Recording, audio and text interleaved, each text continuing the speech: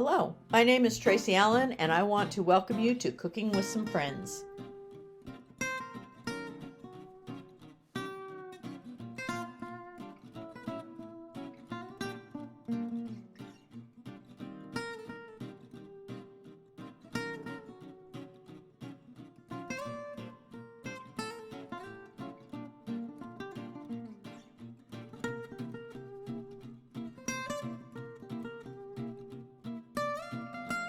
Hello and welcome to Cooking with Some Friends. The fall weather has begun, and with it some of the more fall recipes. And I had decided that I'd make some apple butter just to have in the fridge for those mornings that it's a little cool and we want some toast and those kinds of things.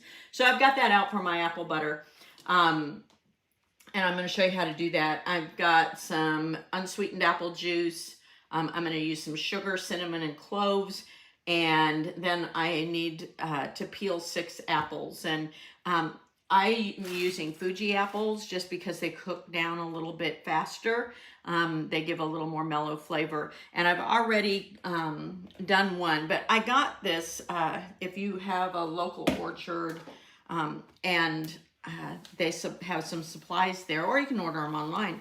A friend of mine had shared that she had gotten one and how much easier it is to peel. So she did that a while back. And so if you have kids that don't like the peelings on their apples, or you're doing things like applesauce or apple butter, and you want to peel your apples, this is a really neat contraption to have. It suctions to the counter, and then you can peel your apples. And since I need 6 of them, rather than stand there and core them and peel them, this comes in pretty handy. So you just put the apple on the spiral cutter, and it does all the work for you. So it's just gonna peel them. I have a trash bowl over here. These apples, when you put them in the apple butter, it says to core them, but they're cut pretty small as it is. All you'd have to do is cut them in half, because the rings, get it all the way to the end here, the rings are pretty thin. So I'm going to put those in my bowl with my other apple that I've already done. And then this will come right off the end. And then I can do my next apple. So like I said, I'm going to do 6 of these for my apple butter. Okay, I'm continuing with my apple butter that I'm going to make and put in the refrigerator. And this will yield about 2 cups of apple butter. So I've already used my apple core, my apple peeler, to do 6 apples. Now in my blender, I'm going to put 3/4 cup of apple juice, 1/3 cup of sugar. I'm going to put some cinnamon, about a teaspoon. I was shopping with a friend of mine just yesterday, and we were talking about, I always look for more measuring spoons. I love the ones that are oval instead of round, just because they fit into spice containers easier. So every time I go shopping, I look for more. It's not that I need more measuring spoons, it's just that I like the shape of those. And then I need 1/4 of a teaspoon of cloves.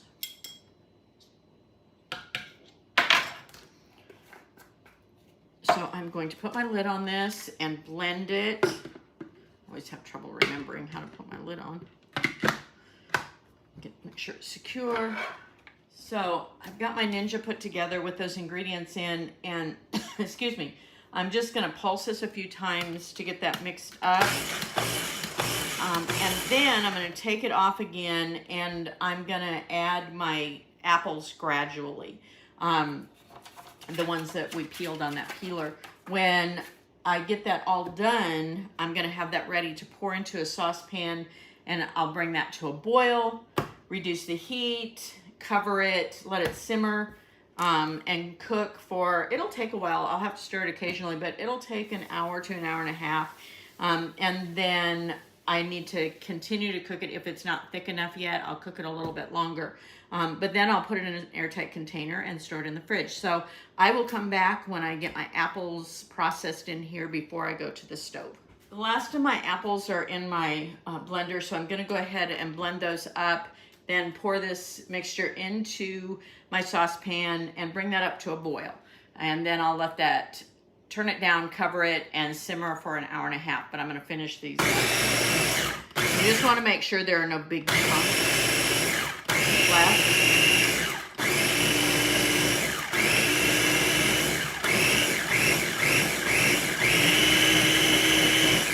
Okay. Lid. Legs. And pour this into my saucepan.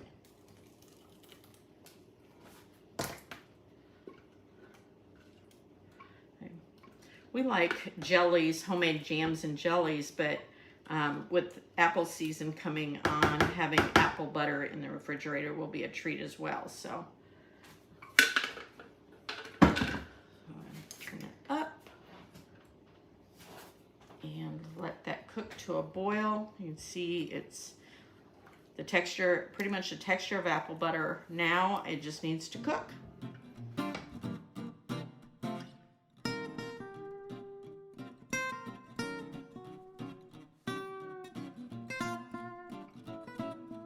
Hello and welcome to Cooking with Some Friends. The other day I made a key lime pie, and my husband doesn't like coconut, and I'm going to make a coconut cream pie. And so I decided that I'm going to make a couple of pies that he really likes, and so he really likes lemon. So we're going to make a lemon meringue pie. And then he likes chocolate as well, chocolate pie. So I will do another video that has chocolate pie. So I made my pie crust. That's what my dishes are. I've cleaned those up, but I made my pie crust and I baked that. And I went ahead and I did a double pie crust, but I'm baking the other one now, the other pie shell, for the coconut cream pie I'm going to make. So if you do 2 one-crust pies, one recipe, and if you need that recipe, you can go to one of the other pie videos we've done, or you can even use a store-purchased pie shell. Just make sure you pre-bake it and let that cool. So in my pan, and I want a heavy enough saucepan that this is going to not scorch, I'm gonna put my sugar, which I have 1 1/3 cup sugar.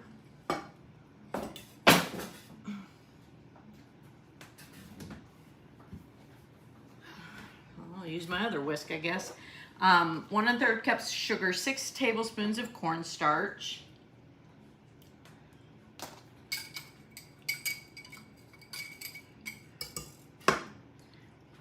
And about 1/4 teaspoon of salt. So that would be about half of one of my little spoons from my crock. And I'm gonna whisk those together, and there's no heat going yet.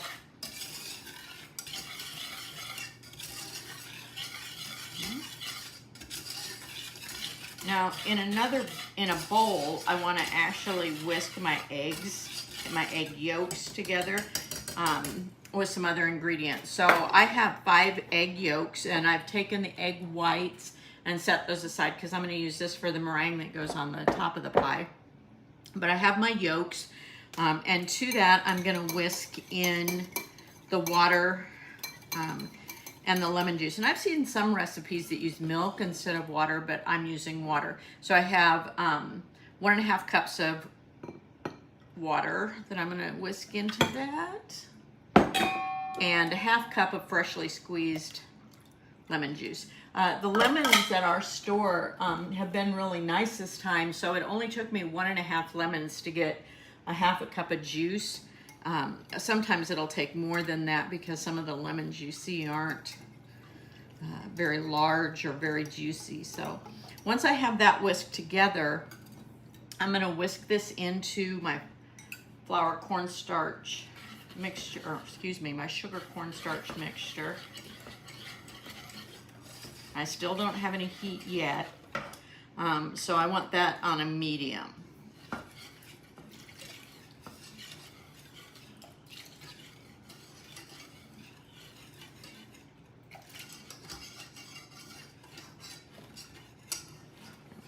Heat.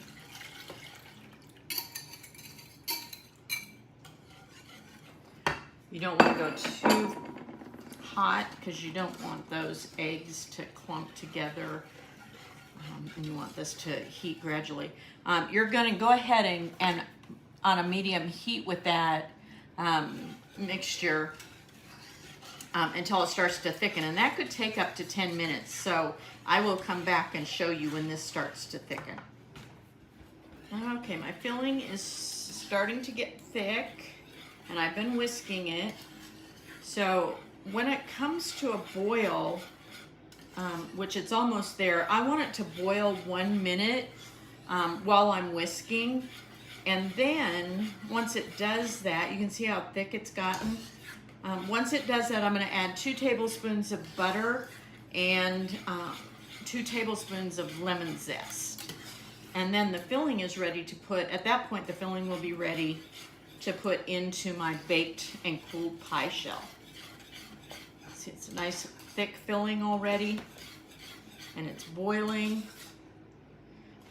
So I want that to go for about a minute while I keep whisking.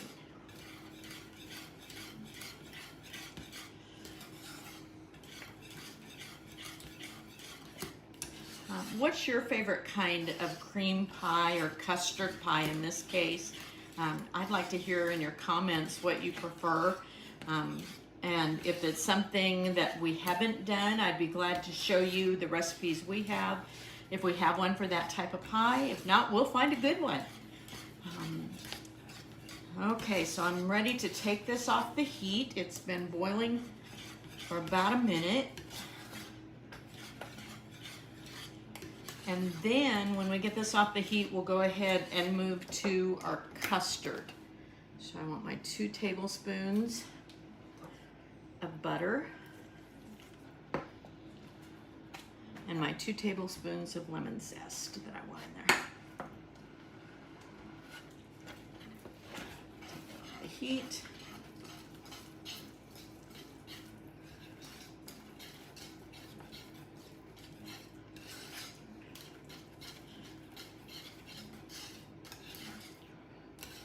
All that butter's melted, so there's not a pocket of it.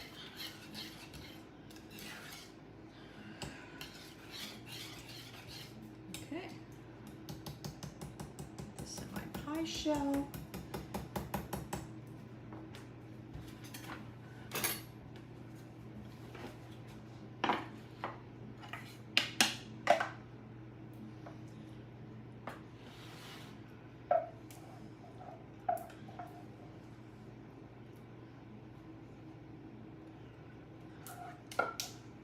Get all of it in my shell. Have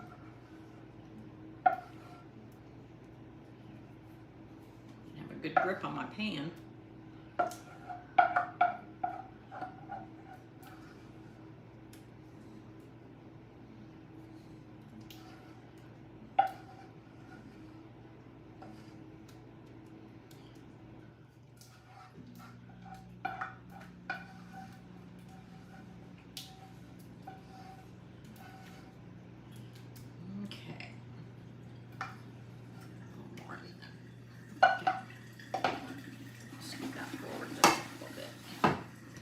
Now I'm ready to go ahead. We're ready to make the meringue that goes on top.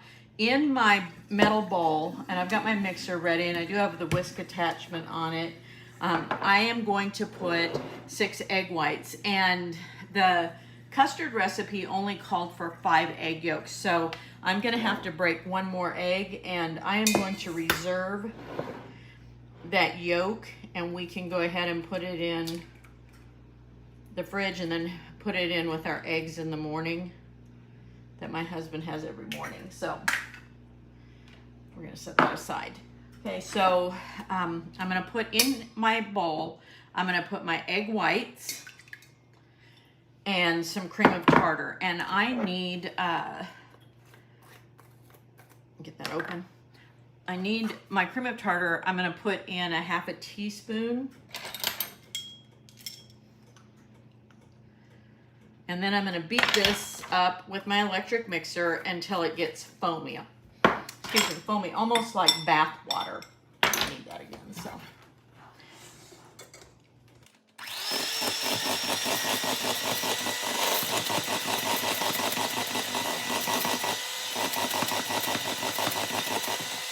so as you can see, it's nice and foamy. And at this point, I'm ready to start adding my sugar. And I have half a cup of sugar, and I'm going to use a half a teaspoon of vanilla as well.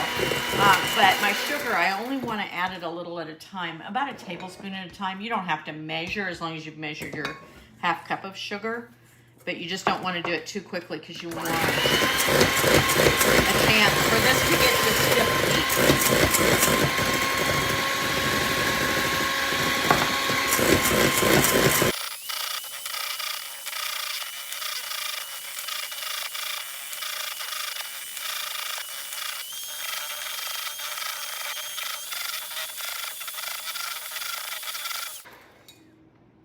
I'm going to go a little bit longer.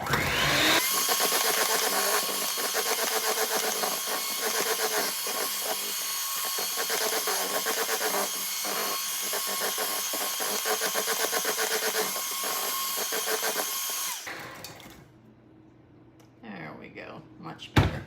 Now I want to add that half a teaspoon of vanilla.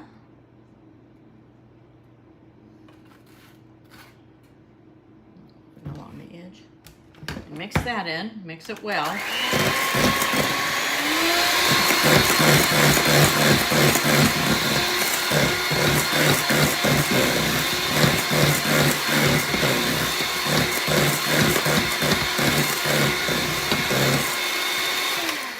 Okay, my meringue is now ready to put over the top of my pie, and I'll show you that in just a second.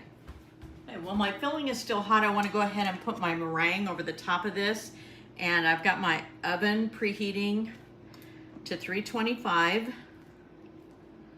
And one of the things you need to be careful with any baked meringue pie, you want to make sure you seal the edges. So before you put that top part on, you need to go around and make sure that this goes all the way to the edge of the crust. Otherwise it shrinks up and goes into the middle of the pie, and you don't have meringue over the entire thing. So and this is going to bake for about 20 to 25 minutes. The meringue will get lightly browned on the top, and then you'll know it's done.